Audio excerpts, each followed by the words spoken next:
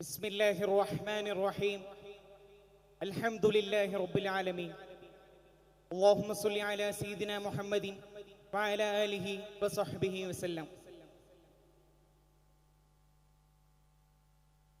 20-ാം നൂറ്റാണ്ടിന്റെ മധ്യത്തിൽ Latin American രാജ്യങ്ങളുടെ വിഭവ ചോർച്ചയെയും അവിടുത്തെ ദാരിദ്ര്യത്തെയും കുറിച്ച് പ്രശസ്ത ചിന്തകനായ എഡ്വാർഡോ ഗലീലിയാനോ ഒരു പുസ്തകം എഴുതി.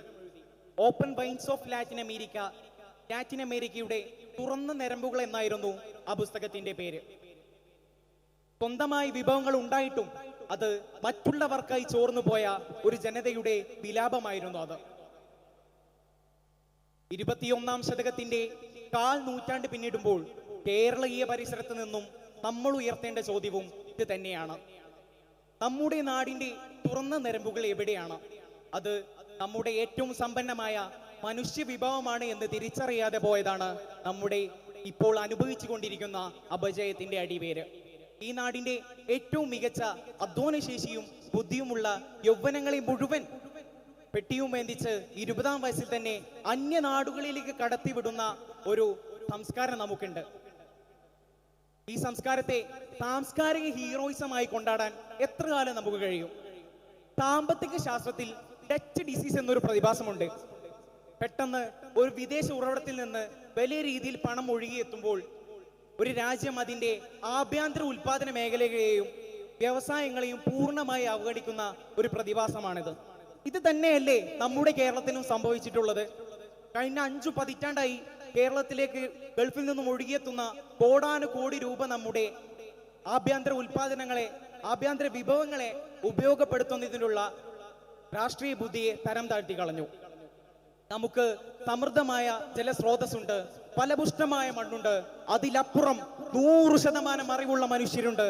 എന്നിട്ടും നമ്മുടെ പച്ചക്കറി കർണാടകയിൽ നിന്നും, നമ്മുടെ പാൽ തമിഴ്നാട്ടിൽ നിന്നും, നമ്മുടെ വസ്ത്രങ്ങൾ ഗുജറാത്തിൽ നിന്നും വരണം. എന്തുകൊണ്ടാണ് നമുക്ക് ഇങ്ങനെ സംഭവിച്ചു പോകുന്നത്?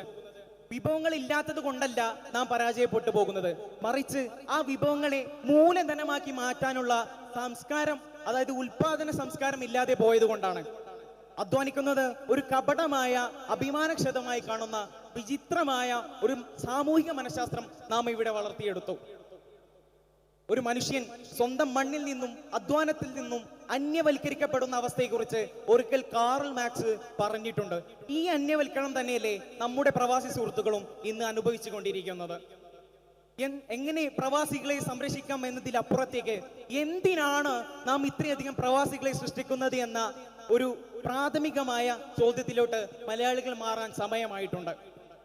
അവൻ തോര നീരാക്കി പണിയെടുക്കുന്നത് ഗൾഫിലെ വലിയ ഇൻഫ്രാസ്ട്രക്ചറുകൾക്ക് വേണ്ടിയാണ്. ഒന്ന് ആലോചിച്ച് നോക്കൂ. സ്വന്തം നാട്ടിലെ വിഭവങ്ങളെ മൂലധനമാക്കി മാറ്റാൻ കഴിയാത്ത ഒരു സാമൂഹിക ഘടനയുടെ പരാജയത്തെ മൂടിവെക്കാനുള്ള ഒരു സേഫ്റ്റി വാൾവ് മാത്രമായി പ്രവാസം മാറുന്നുണ്ടോ എന്ന ഗൗരവകരമായ രാഷ്ട്രീയ വിശകലനമാണിപ്പോൾ അടിസ്ഥാനപരമായി ഉന്നയിക്കപ്പെടേണ്ടത്. ഒന്ന് ആലോചിച്ച് നോക്കൂ. അവൻ ഗൾഫിലെ വലിയ ഇൻഫ്രാസ്ട്രക്ചറുകൾക്ക് വേണ്ടിയാണ് പണിയെടുക്കുന്നത്, ഞാൻ മുൻപ് പരാമർശിച്ചു. അതുപോലെ തന്നെ ആ സാങ്കേതിക വിദ്യയും വൈദഗ്ധ്യവും ഇന്ന് നമ്മുടെ കേരളത്തിന് വേണ്ടിയാണ് ഉപയോഗപ്പെട്ടിരുന്നുവെങ്കിൽ ഇന്ന് കേരളം എവിടെ എത്തുമായിരുന്നു? ഇങ്ങനെ നമുക്ക് ചിന്തിക്കാൻ സാധിക്കാത്തത് എന്തുകൊണ്ടാണ്? കാരണങ്ങളുണ്ട്. കേവല വികസന സങ്കല്പം, കേരളത്തിന്റെ വികസന സങ്കല്പം ഇന്നും റോഡുകളിലും കെട്ടിടങ്ങളിലും മാത്രമായി ഒതുങ്ങിക്കൂടിയിരിക്കുകയാണ്. അതിനപ്പുറത്തേക്ക് കാഴ്ചകൾ കാണാനോ സംസാരിക്കാനോ നമുക്ക് സാധിച്ചിട്ടില്ല. യഥാർത്ഥ വികസനം എന്നാൽ പ്രാദേശിക വിഭവങ്ങളുടെ മൂല്യവർദ്ധനവാണ്. പ്രാദേശിക വിഭവങ്ങളെ മൂലധനമാക്കി മാറ്റാൻ കഴിയുന്ന ചെറുകിട ഉൽപാദന കേന്ദ്രങ്ങൾ ഇവിടെ വളർത്തിയെടുക്കാൻ നമുക്ക് സാധിക്കണം. നമ്മുടെ പരമ്പരാഗതമായ അറിവുകൾ, നമ്മുടെ കാർഷിക ഉൽപ്പന്നങ്ങൾ, നമ്മുടെ ടൂറിസം സാധ്യതകൾ എന്നിവ കോർത്തിണക്കിക്കൊണ്ടുള്ള ഒരു നോളജ് ഇക്കോണമി ഇവിടെ വളർത്തിയെടുക്കാൻ നമുക്ക് സാധിക്കണം.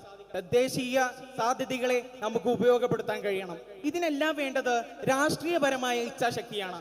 പ്രിയപ്പെട്ടവരെ, നമ്മൾ മനസ്സിലാക്കേണ്ട, ഒരു ജനത എന്ന നിലയിൽ നമ്മൾ തിരിച്ചറിയേണ്ട ഒരു പരമമായ സത്യമുണ്ട്. കേവലം ഗൾഫിൽ നിന്നും ഒഴുകിയെത്തുന്ന പണം എന്നും നമുക്ക് സ്ഥിരമായിരിക്കില്ല. ചരിത്രത്തിൽ എക്കാലവും അത് സാക്ഷിയാണ്. നമുക്ക് കേരളത്തിൽ നിന്നും, അതായത് ഗൾഫിൽ നിന്നും ഒഴുകിയെത്തുന്ന പണം കേരളത്തിൽ എന്നും സ്ഥിരമായിരിക്കില്ല എന്ന് നാം ഓർമ്മിക്കേണ്ട കാര്യമാണ്. ബെർട്ടോൾട്ട് ബ്രെഹ്റ്റ് തന്റെ ഒരു കവിതയിൽ ചോദിക്കുന്നുണ്ട്, ബാബിലോൺ നഗരം പടുത്തുയർത്തിയത് ആരാണ്? ചരിത്ര പുസ്തകങ്ങളിൽ രാജാക്കന്മാരുടെ പേരുകൾ മാത്രമാണുള്ളത്. ആ കല്ലുകൾ ചുമന്ന തൊഴിലാളികൾ എവിടെ പോയി? തങ്ങൾ വളർത്തിയ നാഗരിക നിർമ്മിതികൾക്ക് മുന്നിൽ നിന്നും മാഞ്ഞുപോയ തങ്ങളുടെ പേരുകളെയും അടയാളങ്ങളെയും കുറിച്ച് പരിതപിക്കേണ്ട ഒരു ദുരവസ്ഥയുടെ കൂടി ചരിത്രരേഖയാണ് കേരളത്തിന്റെ മലയാള പ്രവാസത്തിന്റെ ആകെത്തുക എന്ന് നാം പറയേണ്ടിയിരിക്കുന്നു. നാളെ കേരളത്തിന്റെ ചരിത്രം എഴുതുമ്പോൾ പ്രവാസി സുഹൃത്തുക്കളെ, ലക്ഷക്കണക്കിന് കേരളത്തെ താങ്ങി നിർത്തിയ പ്രവാസി സുഹൃത്തുക്കളെ വെറും ഒരു സാമ്പത്തിക കണക്കായി മാത്രം ഒതുക്കരുത്. അതിന് വേണ്ടത് ഒരേ ഒരു വഴിയാണ്. ഇന്ന് കേരളത്തിൽ പ്രവാസത്തെ അനിവാര്യമാക്കുന്ന പല കാര്യങ്ങളും നമ്മൾ ഈ സാമൂഹിക ഘടനയിൽ നിർത്തിവെക്കേണ്ടതുണ്ട്. മാറണം നമ്മൾ എന്ന് പറയുന്നത് ഒരു പ്രവാസിയോട് പറയുന്ന ഔദാര്യത്തിന്റെ ശ്രുതിയാകരുത്, മറിച്ച് അത് നമ്മുടെ വരും തലമുറയ്ക്ക് അന്തസ്സോടുകൂടി കേരളത്തിൽ പണി ചെയ്ത്, അതായത് ജോലി ചെയ്ത് ജീവിക്കാനുള്ള പുതിയ കേരളത്തിന്റെ മുദ്രാവാക്യമാകണം. ഇത്രയും പറഞ്ഞുകൊണ്ട് ഞാൻ എന്റെ വാക്കുകൾ ഉപസംഹരിക്കുന്നു. വാഹൃദവാന അൽഹംദുലില്ലാഹി റബ്ബിൽ ആലമീൻ. അസ്സലാമു അലൈക്കും വറഹ്മത്തുള്ളാഹി തആല വബറകാതുഹു.